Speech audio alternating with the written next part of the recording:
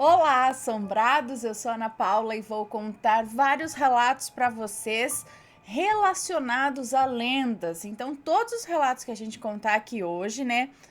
A gente selecionou alguns relatos, é claro. Eles são relacionados a alguma lenda contada no local, algo assim, entendeu? Conta-se a lenda e aí, de repente, a pessoa vive aquilo. Será que tem a ver com a lenda? Será que a lenda surgiu disso? Sabe onde a fumaça há fogo? Então, onde tem uma lenda, será que tem um pontinho de verdade ali? E essas pessoas vivenciaram coisas relacionadas a essas lendas. É claro que tem muito mais relatos a respeito, mas aqui estão alguns, tá bom? Antes, né? Não deixem de fazer uma visitinha à nossa loja assombrada e não se esqueçam de deixar o seu like no vídeo. Não tá em ordem hoje, mas para quem não conhece, nós somos o canal Assombrado, temos vídeos todos os dias no canal. Nas noites de segunda a quinta-feira tem relato ao vivo entre 10 e 11 horas da noite e nas noites de sexta, sábado e domingo tem um relato tipo ao vivo para vocês às 10 da noite. Às 11 da manhã todos os dias tem relato, tem tipo ao vivo de segunda a sexta, coletânea de relatos no sábado, coletânea temática de relatos no domingo. Meio-dia e meia são os vídeos do Matheus com o Almanaque Assombrado de segunda a sexta e aí de sábado e domingo são as notícias e o especial, mas quando dá certo, tá bom? Dito isso, então vamos agora sim para os relatos. Deixa eu me posicionar aqui, eu tô muito para lá, né? Vem mais para cá. Vamos lá, vamos aos relatos. Primeiro relato desta coletânea. O boto quase leva o meu pai.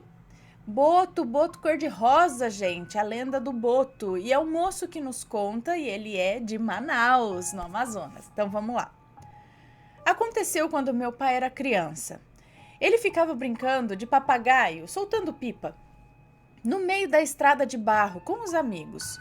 Onde ele morava, o rio ficava bem na frente da casa. É uma região de várzea e todo ano enche tudo e seca o rio. Então tem o rio, a estrada de barro e a casa logo na frente. Nesse dia, ele estava brincando na estrada sozinho por volta do meio-dia. Ele conta que sentiu uma forte vontade de entrar no rio. Então largou a pipa de lado, ficou paradão, olhando para a água por um tempinho. Quando ele ia andando para entrar no rio, o tio dele o viu querendo entrar na água de roupa e tudo, sandália, camisa, short, boné. Então o tio dele o puxou. Meu pai conta que não se lembra de nada, só lembra que estava soltando pipa e depois quando o tio o puxou, né? Então o tio dele olhou para o rio e viu um boto cor-de-rosa boiando na beira do rio. Ele mostrava o focinho, né, o focinhinho assim, colocava a cabeça para fora para respirar, sabe, e voltava. Meu tio fala que ele tinha sido encantado pelo boto. Ainda mais que o meu pai ficava brincando nos horários de almoço, entre 11 da manhã e 1 da tarde. Que dizem que é o horário perigoso, você não pode brincar nesses horários. Por isso os ribeirinhos evitam de entrar e de chegar perto da água por esse período, esse horário de almoço. E na chegada da noite também, 6 horas, depois das 6, nada de brincar na água, no rio. Dizem que é a hora que os bichos do rio saem para se alimentar, para se encantar, etc. Por pouco meu pai não foi levado pelo boto, ou sei lá o que é que foi aquilo que o encantou. É comum ver pessoas aqui, tipo crianças, mulheres, desaparecerem e não deixarem rastro nenhum. Os relatos são variados. Uns dizem que é a Iara, outros que é o Curupira, outros que é o Caipora, o Boto e por aí vai. Nesse mesmo interior, teve uma moça que ficou grávida de um boto. E também a história que a minha falecida avó, mãe do meu pai, contava é que conhecia e falava normalmente, entre aspas, com o Honorato Cobra. O Honorato Cobra Grande. Ele era vizinho do povo dessa região. Gente do céu, e aí? Eu sei que tem uma outra coletânea aqui no canal falando vários relatos do boto. do boto cor-de-rosa. Várias pessoas já tiveram esse encontro aí com o boto. Ai, gente, eu não sei o que é, mas que tem história, tem. A respeito dessa lenda aí do boto. Próximo relato, o choro. É uma moça que nos conta. O meu pai e o irmão dele, já falecido, eles eram adolescentes nessa época. E estavam voltando de um baile, conversando e rindo. Na avenida na qual eles estavam, tinha uma escola. Não muito antiga, e todo mundo passava na frente, pois era na avenida, a caminho de casa. Quando eles chegaram exatamente ao lado do muro da escola, ambos ouviram um choro. Meu pai começou a prestar atenção no choro e o meu tio, percebendo isso, o impediu, dizendo que era para ele começar a assoviar ou fizesse alguma outra coisa que desviasse a atenção daquele choro. Meu pai não entendeu e questionou: "Mas irmão, você não está ouvindo o choro?" E o meu tio respondeu: "Sim, mas não dê atenção e continue assoviando." Eles passaram pela escola e, já chegando ao portão de casa, meu pai, muito curioso e ainda sem entender nada, questionou de novo: "Mas irmão, por que os assovios? E aquele choro?" E o meu tio explicou: "Essas horas da noite, se você passar por ali, você vai ouvir esse choro todo dia.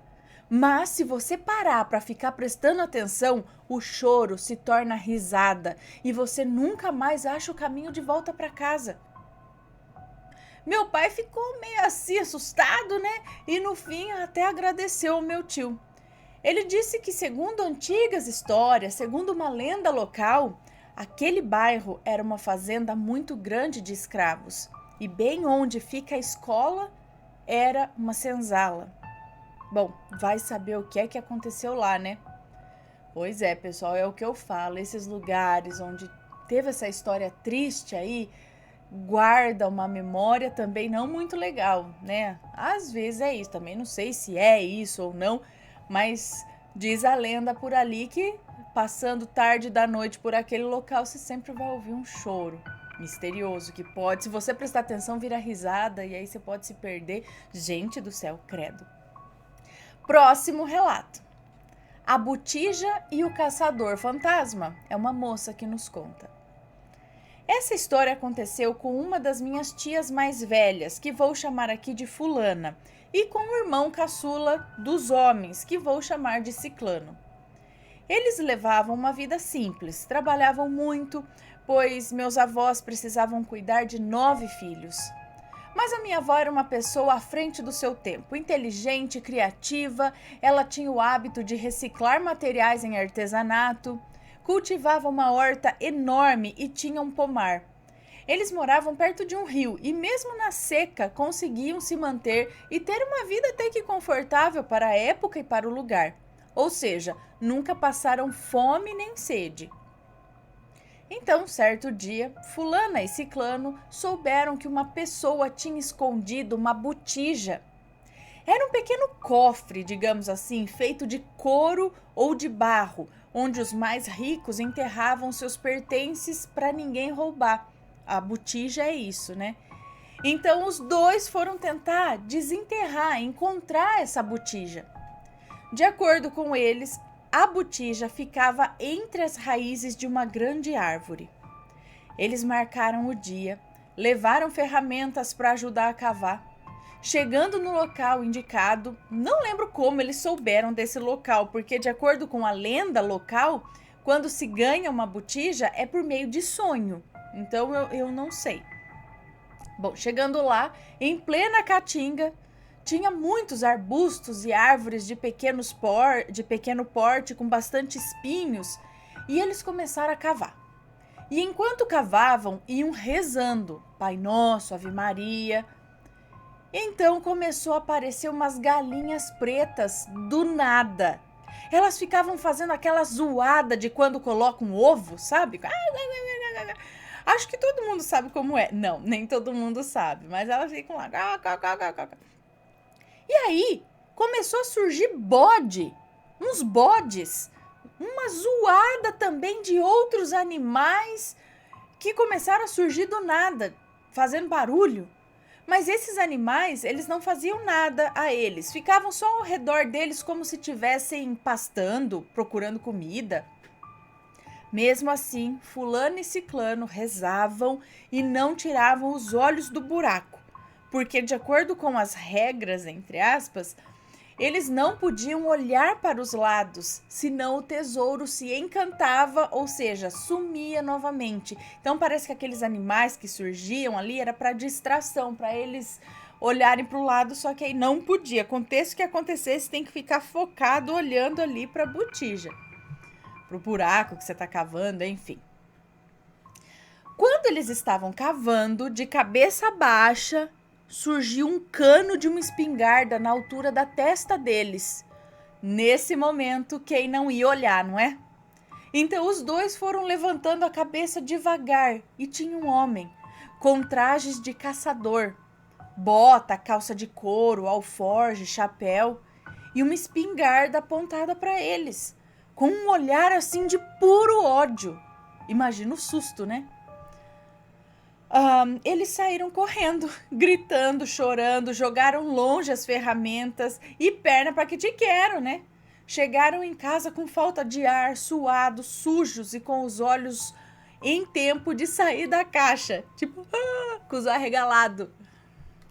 Contaram a história para os meus avós. Meu avô, com alguns filhos, foram lá no local para ver se o caçador estava lá ou se tinha essas galinhas, esses outros animais. Chegando lá, só tinha as pegadas da fulana e do ciclano e as ferramentas largadas pelo caminho. Não tinha nem sinal do caçador, nem dos animais, nem uma pena sequer das galinhas pretas. Cavaram mais um pouco o buraco, mas não encontraram nada, pois o tesouro se encantou, né? Sumiu. Depois disso, nunca mais os dois quiseram saber de procurar botija. Muito se fala, né, da história das botijas, que lá antigamente os ricos e tal, eles escondiam seus tesouros nesses barros, assim, nesses vasos de barro, botijas, né, de barro, e enterravam. E só que às vezes eles acabavam morrendo e o ouro continuava enterrado lá. Aí dizem que aparece para uma pessoa e fala onde está enterrado esse ouro. E aí a pessoa tem que ir com todas essas regras, todo esse negócio para desenterrar a botija. Se você achar e der tudo certo, aí você fica rico. Senão ela encanta e some de novo. E tem vários relatos aí da galera que vai atrás de botija e acontece essas coisas aí. Você já foi atrás de botija? Vamos para o próximo relato, relacionado a uma lenda também. A moça morta do cemitério. É uma moça que nos conta. Quem nunca ouviu essas histórias de moça que sai do cemitério e anda por aí e tudo mais? Vamos ver. Isso aconteceu com um super amigo de infância da minha mãe. Daqueles amigos confidentes mesmo, sabe? Certo dia ele contou para ela que tinha conhecido uma moça. Ela era linda e a tinha conhecido em um ponto de ônibus. Ele falou que todas as noites encontrava com ela no mesmo ponto de ônibus e que ele sempre pegava um ônibus antes dela e ela ficava no ponto. Certo dia ele criou coragem e a convidou para ir ao cinema com ele e ela aceitou. Lembrando que essa história aconteceu lá nos anos 80, quando eles ainda eram jovens. Na noite do encontro, ele se arrumou todo, passou perfume, colocou uma roupa chique e foi encontrar-se com ela no mesmo ponto de ônibus. Ele contou que ela não queria ir ao cinema de ônibus, ela queria ir caminhando. E eles foram. Chegando no cinema, ele comprou as entradas e ela o esperou na calçada. Ele comprou pipoca, refrigerante e entraram para assistir ao filme. Ele contou que ela passou a noite com os braços cruzados, sem encostar em nada, muito menos nele. Ela não falava muito sobre ela, apenas que tinha adorado conhecê-lo e que estava amando assistir ao filme. Terminado o filme, eles pegaram o caminho de volta para o ponto de ônibus. Eles conversaram durante todo o caminho, mas ela sempre fugia dele quando ele tentava segurar sua mão, ou tocar no seu braço ou seus ombros. Chegando ao ponto, ele perguntou se não poderia acompanhá-la até sua casa, né? Uma vez que já passara da meia-noite e não teria mais ônibus passando por ali. Ela respondeu que já estava em casa. Nesse momento ele se assustou, porque o ponto de ônibus ficava em frente ao portão do cemitério. E em frente ao cemitério tinha apenas uma praça vazia, cheia de mato. Então ele riu e perguntou: como assim você já está em casa? Para de brincadeira, hein? Vem, eu vou te levar embora. Nesse momento ele tocou o braço dela e sentiu um arrepio dos pés à cabeça. Ela estava completamente gelada, literalmente congelada. Parecia um bloco de neve, uma pedra de gelo. Ah, mas isso eu também fico quando eu fico no ar-condicionado, no frio. Eu fico igualzinho, parece que eu tô morta mesmo. Bom, então ela ela estava muito gelada e aí ela se assustou e saiu de perto dele, indo diretamente em direção ao cemitério. Ele, assustado e sem conseguir ter reações rápidas, ficou ali parado e em choque. Ela simplesmente atravessou os portões do cemitério sem abri-los. Atravessou os ferros daquele portão gigante e sumiu para dentro do cemitério. Ele, em choque, saiu correndo dali e foi embora para casa. Ele contou que o caminho para chegar até a casa dele foi como uma eternidade. Ele falou que corria e não chegava nunca. Perdeu todos os documentos dele no caminho, dinheiro, tudo. Chegou em casa sem fôlego, tomou água até não aguentar mais e passou a noite acordado, contando a história para os seus pais e para os seus irmãos. No outro dia ele foi à igreja e ofereceu com todo o amor e carinho uma missa para aquela moça, porque mesmo com todo o medo e com todo o acontecido, ela tinha gostado dele e ele tinha gostado dela, mas ela não teve reação para explicar a sua pele gelada ou a sua morte, então ela fugiu para sua verdadeira casa, para o cemitério. Ele jura que isso aconteceu e que nunca mais a viu depois daquela noite. Também ele nunca mais passou em frente ao cemitério, nunca mais quis pegar ônibus naquele ponto e nunca mais quis saber nem do assunto. Hoje ele é casado, tem filhos e não gosta muito de falar sobre qualquer assunto que seja sobrenatural. Minha mãe só sabe disso porque eles eram melhores amigos e ela só me contou porque eu sempre gostei desses assuntos. E aí, pessoal, tem várias histórias desse lance aí de mulher que sai do cemitério, vai dar uma volta, não sei o que lá, volta pro cemitério, ou o rapaz e eles voltam pro cemitério. E aí, já aconteceu alguma coisa com vocês? Porque isso é uma lenda, né, que corre por aí, da mulher que sai do cemitério, vai pro baile, vai fazer e depois tem que voltar e levar ela pra casa. Aí ela fala: minha casa é aqui, é no cemitério. A gente fala: isso é uma lenda, mas várias pessoas contam que isso já aconteceu. E aí, aconteceu com você, com alguém que você conhece? Manda a história pra gente. E o próximo relato é... Cadê? Este. Minha mãe ouviu a Yara cantar? A Yara, sereia. É uma moça que nos conta. Nós somos do interior do Amazonas. E na minha cidade tem muitas comunidades ribeirinhas, onde minha mãe trabalhou como professora por vários anos. Minha mãe é sensitiva desde criança e desde pequena convive com o paranormal. Minha mãe dava aula numa comunidade bem distante da cidade, chamada Bacabá, ou Bacabá, não sei, Bacaba. Lá é no meio do mato mesmo, selvagem. As pessoas de lá sobrevivem da pesca e da produção de farinha. Uma bela noite, minha mãe já estava deitada para dormir e estava tudo em silêncio, como sempre. Lá as pessoas deitam muito cedo. Então ela começou a escutar uma voz, mas uma voz muito linda, de uma mulher cantando. Mas era uma voz muito linda mesmo. Não parecia desse mundo, sabe? Ela falou que pensou ser alguém da comunidade, mas como conhecia todo mundo ali, sabia que ninguém tinha essa voz lá, esse dom. Então ela começou a orar. Orou muito para Deus protegê-la do que fosse que estivesse cantando ali, porque ela não sabia de onde vinha aquela voz.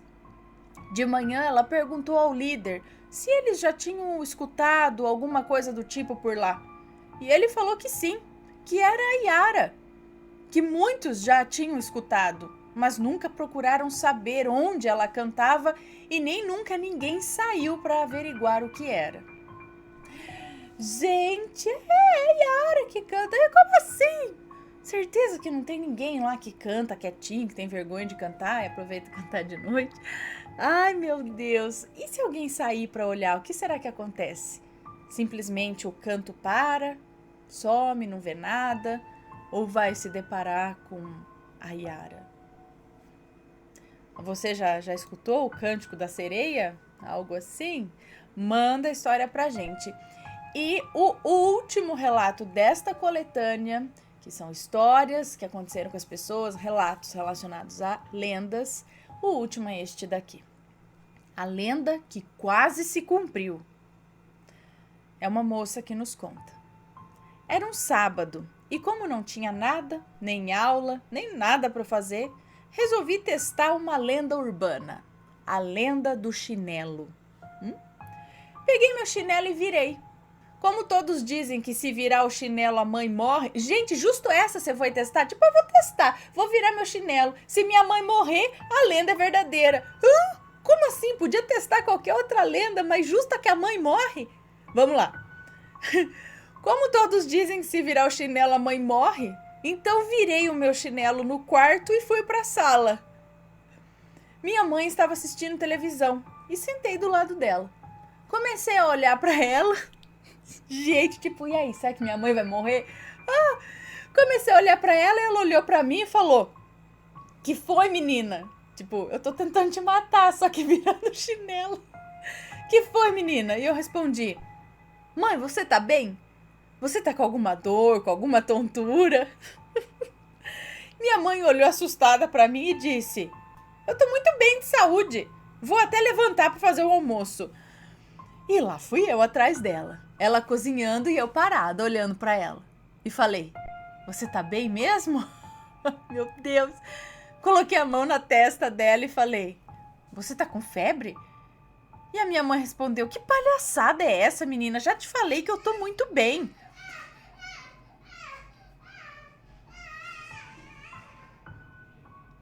Acordou.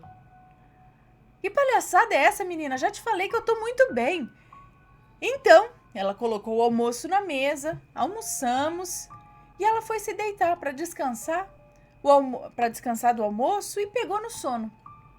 E lá fui eu. Coloquei o ouvido para ver se ela estava respirando. Gente do céu!